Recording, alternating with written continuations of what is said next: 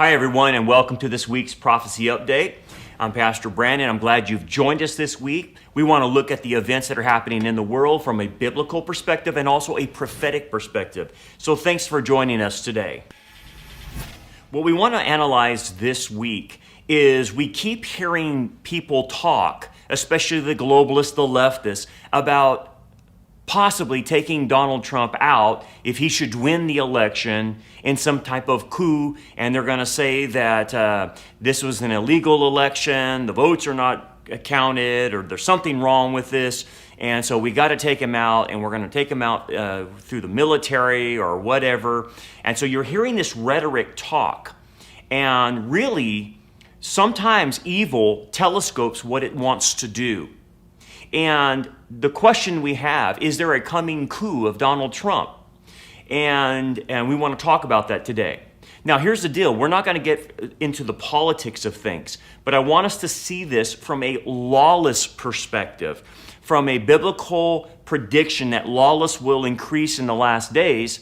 Well, what we're seeing here in America is that these people, these leftists, these globalists, Marxists, communists, socialists, atheists, ungodly people that want to destroy the United States have no problem practicing lawlessness and will do everything they virtually can to take down a president that gets elected. And they're already telling us about this because they have leaked information this last summer that tells you what they're planning to do and the different scenarios they have rolled out if Donald Trump should win. Now again, I'm not going to get into the politics of this. I'm going to get into the biblical lawlessness of it and where this is going. Because this is not going away. This is not them joking. This is not some fantasy of theirs that they would love to take out Donald Trump or anyone else for that matter. This is truly what they want to do. They've been trying to impeach the president for 4 years now, and nothing sticks. So they're going to try to do everything they can to take him out. And again, where does this point to? It points to globalism. It points to a one-world government. It points to everything the Bible predicts. So that's where we're going to go prophecy-wise in this. So you might have caught the article by Michael Anton, and he talked about this. He has now gotten death threats about this, by the way. And he wrote an article called The Coming Coup. And if you don't know Michael Anton, he's a lecturer at Hillsdale College in Washington, D.C., senior fellow at the Claremont Institute, and former national security official in the Trump administration. Anyway, he wrote an article, and he mentions that over the summer, a story was deliberately leaked to the press of a meeting. And this meeting was a secret meeting, okay, of about 100 people, okay? Well, this group of about 100 high-powered globalists from the U.S. also included people like Rosa Brooks, who was the co-founder. I'll talk a little bit more about her later on. People from the Trilateral Commission. People who are anti-Trump Republicans and other ruling class communists and elitists. And this was all on the dime of George Soros and Nicholas Bergwijn. And those two paid for this to happen, basically to game out, to war game various outcomes of the 2020 election. And anyway, what leaked out is called the Transition Integrity Project. The Transition Integrity Project. So these people, this group of globalists, leftists, anti-American, anti-nationalism, anti-patriotism, these globalists who are plotting to destroy the foundations of the Judeo-Christian foundation of the United States and overturn it to turn it into a socialistic country, and to do it through the Great Reset, the Green New Deal, sustainable development, and things of that nature. Well, these neo-leftists, neoliberals, these neocon, never-Trumpers want insurrection. That's what they want. They want color revolutionaries. And so we know that the Bible predicts lawlessness. We know we're seeing lawlessness, and this is more proof that they are going to take over through lawless means. So this project, the Transitional Integrity Project, they call it integrity, they're nothing but liars anyway, was founded by Niles Gilman. And he's the guy who gave a death threat to Michael Anton for exposing all of this. And you can see this Twitter, what he said. And he referred to Michael Anton as he should have the same fate as this other guy in history, which is basically execution. So he wanted Michael Anton to be executed. That's what he said it was for. So this Transitional Integrity Project collaboration is saturated with people from the Trilateral Commission, like I mentioned. You have people on it like John Podesta, Condoleezza Rice, Eric Schmidt, Bill Clinton, Michael Steele. Like I mentioned, billionaire Nicholas Bergeron, who is a member of the Council of Foreign Relations and the World Economic Forum. Then you have people like Donna Brazile. I have no idea why Fox News has Donna Brazile on their program, but again, there's more problems with Fox News growing every day. Jennifer Granholm, David Frum, Bill Kristol, Max Boot, Ernesto Zedillo. And when you look at all these players, it's a pretty evil group. They're leftists, they're globalists. You want to think about Rosa Brooks, the co-founder. She has gone on record about how to oust Trump. She's first suggested, well, elect him out of office after his first four-year term, but she said, that's going to take too long. We got to do something else. And then she suggested impeachment. And that's exactly what they tried to do, right? But she said, it just takes too much time, it takes too many months, it's longer, and we don't have Congress, so maybe we need to go to a third option. And the third option is utilizing a claim of mental instability on Trump and invoking the 25th Amendment of the Constitution. Again, that's been used this last year, right? He's crazy, he's crazy, he's crazy. So they followed her in that. And the last one she suggests, which they're now following, is what she suggests is a military coup. And she writes, the fourth possibility is one that until recently I would have said was unthinkable in the United States of America. Quote, she says, a military coup, or at least a refusal by the military leaders to obey certain orders.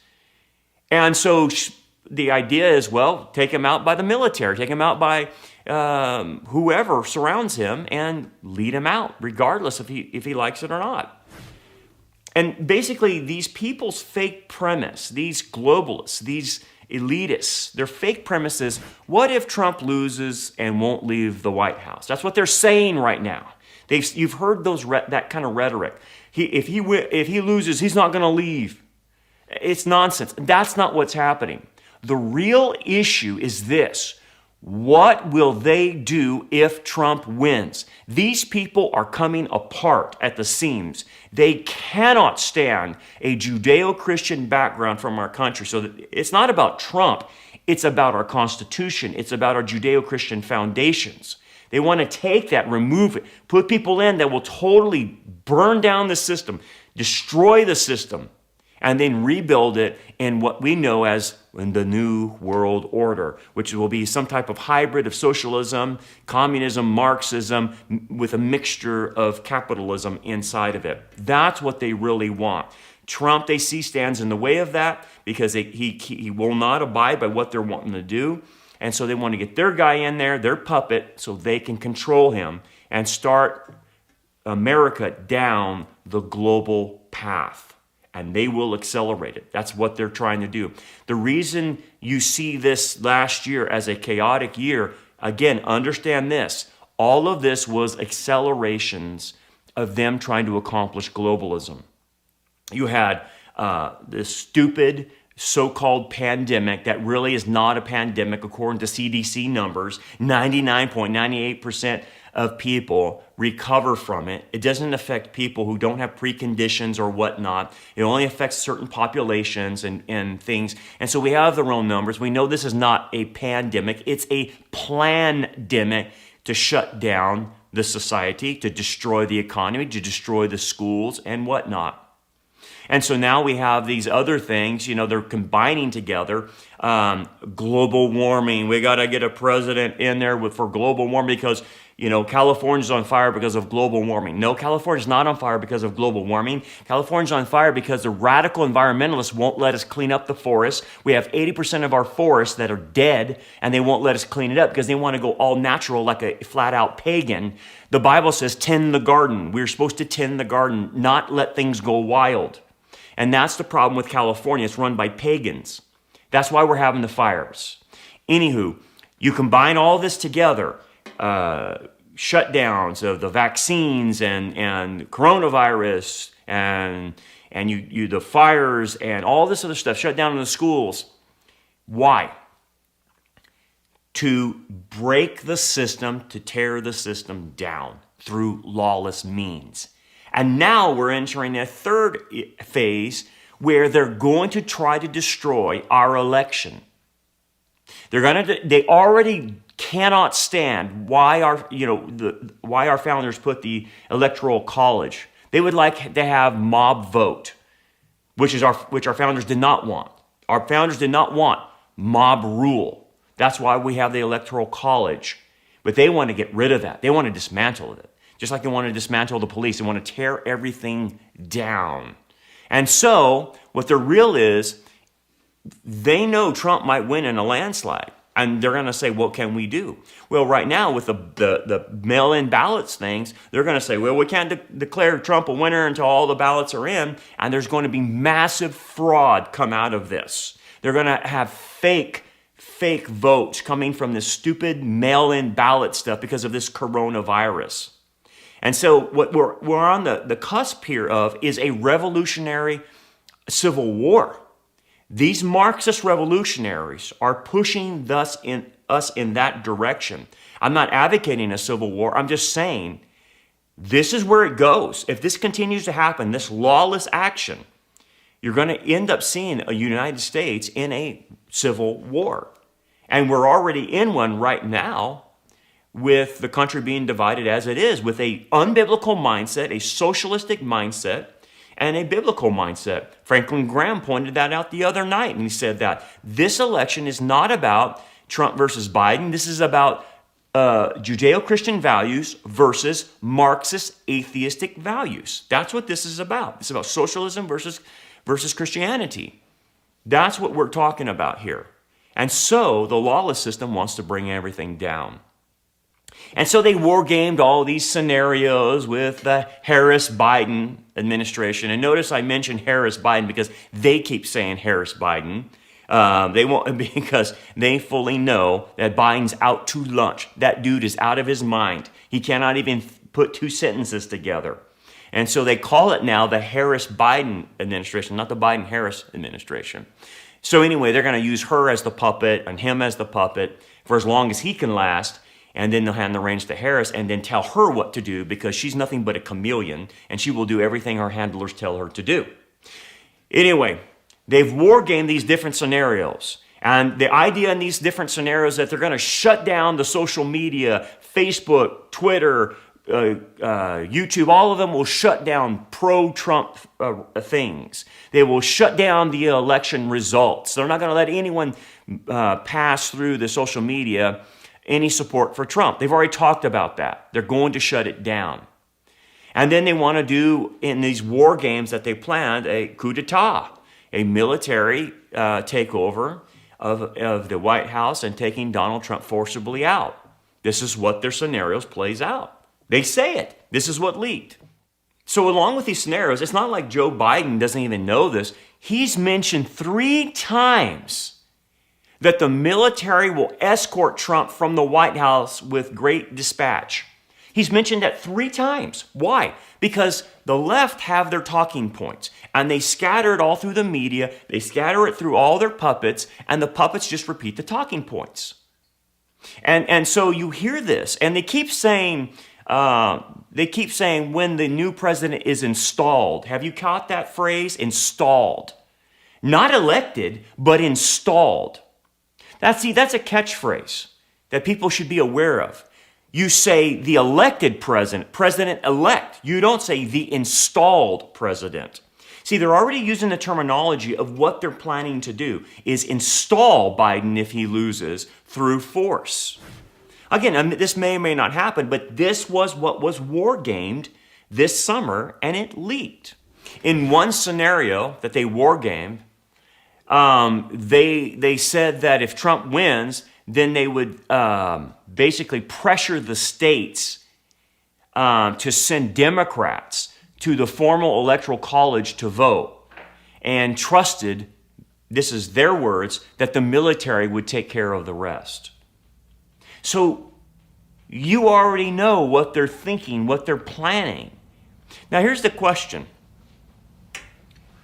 This leaked report and the exercises involved in it of what to do if Trump wins concluded that the technocratic solutions, the courts, and the reliance on the elites observing the norms are not the answer here, promising that what would follow in November's election would be a street fight, not a legal battle.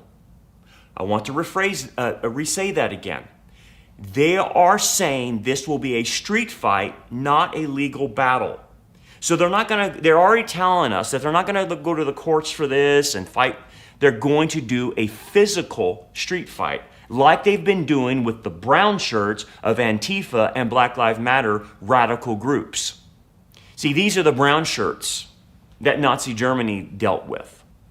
And so they have the same things that are going on in Nazi Germany that we're seeing today, these Antifa and Black Lives Matter mobs, which are not about Black Lives Matter. They're about a Marxist revolutionary. All you have to do is read Black Lives Matter websites. That's what they're about. And anyway, they want to have a revolution through force, through physical force. They don't care about any legal battle. They don't care. They're going to do it through force. And this is what we should expect to see, because we've been watching this whole year.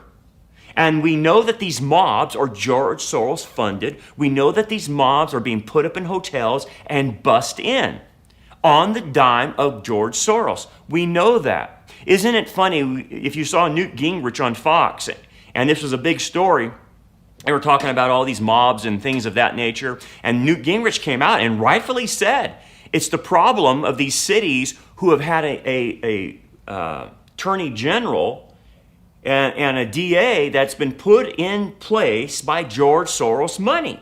George Soros money has been behind a lot of the attorney generals' campaigns in these different states, in these different towns, and different places. These attorney generals are radical leftists, radical globalists, and they're backed by George Soros. Well, anyway, Newt Gingrich pointed that out on Fox. And the Fox lady and this other lady that were being interviewed said, we don't need to bring him in. And he goes, why? He's the one funding them. And the idea of these attorney generals and DAs are not prosecuting these mobs going through the towns because both groups are getting money from George Soros. The mob is getting money from George Soros, and the prosecutors are getting money from George Soros. So a kingdom is not divided against itself, and that's what Newt Gingrich was trying to point out. And so they completely shut down the whole conversation. Newt was right, and it continues to show you that Fox News is continuing to go left in all of this. When they will shut down Newt Gingrich for telling the truth. Newt's right. By the way, other news groups had the same story. Even CNN had the story years ago about this. That Soros funds a lot of these attorney generals in these states and cities. So anyway, that's why you don't see anyone prosecuting these mobs. Well, that's where this is going. This is going to be a street fight funded by George Soros. So Michael Anton goes on in the article to say that over the summer, 2 former Army officers, both prominent in the Democratic-aligned national security think tank world, wrote an open letter to the chairman of the Joint Chiefs of Staff, which urged him to deploy the 82nd Airborne Division to drag President Trump from the Oval Office at precisely 12:01 p.m. January 20th, 2021. About a month later, Hillary Clinton declared publicly that Joe Biden should not concede the election under any circumstances. So here's the funny thing about this. Here's the question. Why are these leftists and globalists talking about this? Why are they letting the cat out of the bag? Well, Michael Anton has a good theory about that, and I think it's a good idea.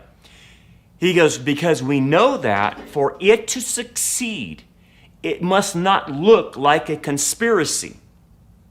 So they need to plant the idea in the public mind now, right now before the election, that their unlawful and illegitimate removal of President Trump from the office will somehow be his fault because he won't step down, he won't concede the laws. So they're already putting those thoughts into people's heads. And as you can tell by what's happened this last year, people have lost their minds. They have no discernment. They can't even put two and two together, let alone think about prophecy. They can't even put things together politically. They are in denial about what's happening. They're in denial about our country. And they keep thinking this Pollyannish idea that everything's going to be okay. Everything's going to be returning to normal. No, it's not. Lawlessness is what is increasing. So basically the scenario is going to come like this. This is what they wargamed. Trump's going to win, but they're going to drag him out forcibly out of the office, and they'll say he really lost and that he cheated somehow, and the votes came in, and now it shows that he lost and Biden won. And then they will tell Biden not to concede under any circumstances. So the second part of the plan is either to produce enough harvested ballots, lawfully or not, to tip close states, or else dispute the results in close states and insist, no matter what the tally says, that Biden won them.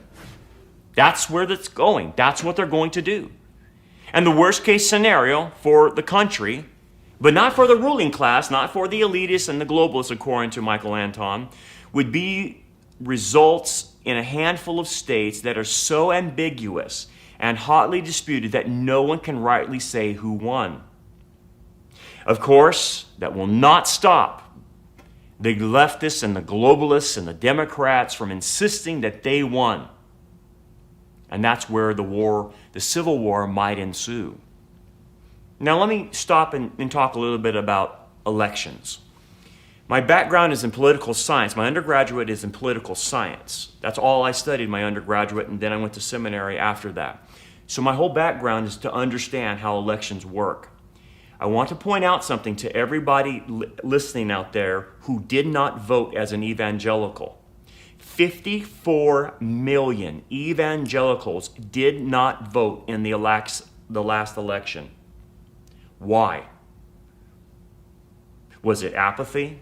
Did they over-spiritualize the candidates and think they're voting for a pastor when we're voting for a president? We're not voting for someone's personality. Trump might irritate you with his personality, but we're not voting for a personality. We're voting for somebody who has policies that are friendly to Christians, that are friendly to the churches, that are friendly to free speech, that are friendly for us being able to do our work as Christians until we're raptured. So when Christians don't vote, let me give you a little lesson in political science. When you don't vote, you might as well vote for the worst candidate, because that's really what's going to happen. That's really how it goes when you don't vote. It swings, because you didn't vote, it swings to the worst candidate, because there's no opposing votes from opposing that guy or gal or whoever you're voting for. I cannot tell you who to vote for. All I can tell you from a political science standpoint, if you don't vote, it will go to the worst candidate. That's how it works. That's all I studied in my undergraduate. And understand this. Please understand me. When Christians become so pietistic, and they say, I can't vote for anybody. When you become so pietistic, you are giving up your power and you are causing us problems who are doing the work of the Lord. Because here's what we need. We need to delay the decay. We need people who are in office that gives us more time to do the work of the Lord. If you don't vote because of pietistic, moralistic, high moral ground types of mentality types of things, you're not approaching political science correctly. You have to understand that we want the person in there that gives us the most freedom, regardless of different positions. No candidate is perfect. No one running for office is perfect. Please understand that. There's things that you're not going to like. But at the end of the day, you have to ask yourself, what gives the church more of a chance to do its work? Now, it's one thing if you give up and don't work, but don't cause us who are working problems, because if you get the wrong candidate in there, we're going to get shut down like we are by Gavin Newsom. We're going to have our free speech taken away. We're going to have our rights to evangelize to take away. So give us more time to do the work that we need to do for the Lord by voting. I want you to think about this in another example. I was talking to Phil Haney about this before he got murdered. And he was telling me he was up in Minnesota and he was involved in the election of Ilhan Omar and helping people get out and vote against Ilhan Omar, who's nothing but a radical leftist individual. The reason Ilhan Omar was elected was not because she had a bunch of Muslim votes. That's a misnomer. What he had told me was there was about, 30,000, I can't remember the exact number, 30,000 in that district, evangelical Christians who refused to vote, who just didn't vote. He said to me, if those Christians in that district would have voted, Ilhan Omar would have never been elected. So when you look at Ilhan Omar, it's because Christians didn't vote. That's what you get. You get people like that when you don't vote. So it's critical at this time to understand how powerful elections are and what they mean. And so we need to get about to vote in order to give ourselves a delay of the decay. So as Anton in the article goes on, he says, streams of stories and social media posts explaining how while on the election night, it might look as if Trump won, closed states will tip Biden as all the mail-in ballots are counted. So they're already putting this out on social media and all these crazy stories of scenarios. And the third piece, or the third leg in all of this strategy, is to get the Democratic left propaganda machine ready for war. And we're talking about the media. We're talking about Hollywood. We're talking about the entertainment industry. That leaked report was leaked intentionally, and it exhorted the left to immediately identify key influencers in the media among local activists who can affect political perceptions and mobilize political action. Basically, who could establish pre-commitments to playing a constructive role in events of the contested election. In other words, in blaring from every rooftop that Trump lost. So whether that's Facebook with Zuckerberg, or it's Twitter, or it's whoever, social media, to just sound the alarm that Trump lost and then shut down any voice that says Trump won. And so they got the social media in their back pocket. They have the media in their back pocket. So they got that. Michael Anton reports that in reading the wargaming report that leaked, he said Podesta's assumption is that the military will side with the Democrats. And we kind of already know that the top brass of the military are a lot of them are Obama leftovers and holdovers, and they have a leftist mentality. And so we already know some of the top brass are already leaning that way. They could possibly be convinced that something's illegal and do something like that. It's not out of the realm of a possibility. I'm not saying it's going to happen. I'm saying it is possible, because we do see a lot of swamp creatures that are still there, especially some of these generals. And again, they're Obama leftovers a lot of times. So what's left then was, as Anton mentions, remember the phrase from this war game scenario, street fight. This has been repeated all through the summer, and it's only going to get bigger. They're going to crank the propaganda to the eardrum-shattering decibels and fill the streets with every major city with protesters. And they're going to destroy the cities, and they're going to continue to do this all through the election and past the election, especially if Trump wins. They're going to shut down the country and allow only one message to be heard: Trump must go. That's what they're going to do. And this has been known by many people as a color revolution, a Marxist revolution, a communist revolution, but really the bigger phrase that we would use from prophecy, this is a globalist revolution.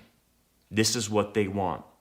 Talking about this global revolution, I was listening to an interview by Carl Teichrieb, who was being interviewed by Brandon House, and I am a big fan of Carl Teichrieb. You should be too. He's smart. He goes to all these crazy events and reports on them. And I guess he went to some type of UN summit. I can't remember the name. But anyway, he goes and attends it, and he comes back and reports what they were saying. Well, what Carl reported at one of these UN summits was that they're changing a few things. Oh, they still want globalism, no doubt about it. But he said they changed 3 things about their narrative. And the first thing he said is, instead of the global government being top down and telling all the other countries what to do, he said they're moving into a more globalism where all the countries play a part in the global government. There's not a top-down government, but all the countries play a part in it on an equal basis, is what they were saying. The second thing they noted that Carl reported on was that it may be that they don't use the UN, but they go to a different maybe organization, something different. Because the UN has had, 75 years of failure and hasn't been able to accomplish anything, which is a good thing. But their contention is we may need to go to another type of organization. Well, then Carl reported the third thing. What might that organization look like? Well, they suggested having kind of a parliamentary type of government. And having a world, obviously court system, its own laws and rules and whatnot, but a global parliamentary system is what he said he heard coming out of those meetings. Well, folks, again, they're going to refine this down to what they want it, to what will work, to what will be accepted by all the nations. And that's where it's going. So this lawless system that you're seeing is being used to usher in globalism. And they hate anybody who is patriotic, that loves their country and puts America first, or Australia first, or England first, or whatever country it is, because they want globalism. And this is at the demonic level, folks. This is how evil this all is. Evil is being perpetrated through these individuals, and God is allowing Satan to carry out his plan. Because where are we heading? We're heading for the tribulation. Thank God for the rapture, and we'll be raptured prior to the tribulation. But in the end, we're watching the setup of all of this happen. And so let me bring something else to light in regards to all of this. And we already see little examples of them using their rioters against people who don't agree with them. We have now Ruth Bader Ginsburg that died. I'm going to tell you something about Ruth Bader Ginsburg. She was a very evil woman. She opposed everything the Lord stood for. Everything. This woman was bad. And at the end of the day, I don't care what they praise about her. If you read her records and what she did, she was a bloodthirsty woman as far as abortion is concerned. She was a co-founder of the ACLU, which is a communist front group. She was an evil person. Okay? So now, Trump has a chance to replace her. And they're opposing this. This shouldn't happen. You should wait till after the election. Do you trust them, the Democrats, after the election? I don't think so. I wouldn't trust them with a 10-foot pole. They're leftists. But nonetheless, look what they did to Lindsey Graham. They surrounded Lindsey Graham's house with mobs and demanded that he not support Trump's Supreme Court nomination. And to protest the event, they went around his house early in the morning, called Wide Awake, they called it, and they started banging on pots and pans and yelling around Lindsey Graham's house. Do you see? That's what the brown shirts would do. If you oppose them, then they go to your house and ride in front of your house and do all kinds of crazy stuff and attack you. If you remember, Rand Paul was coming from a Trump rally, I believe it was, and he was nearly killed by these raging mobs, and he would have been killed had not he had the protection around him. I mean, these groups are bloodthirsty, and so this is what happens. This is where it goes. This is what was happening in Nazi Germany. This is what happens in Marxist revolutions. They go and attack those physically, and threaten to take their lives and whatnot if they go against what they want. And so I think you're going to see more of this. They're going to bully people. They're going to threaten people with their lives, and they're going to do that to anyone that could get in their way. So pray for these people, because there's a lot of bad things coming to people, man. And these protesters, there's something evil about this. These are not peaceful protesters. These are hardcore riots and mobs and demonic, if you see them.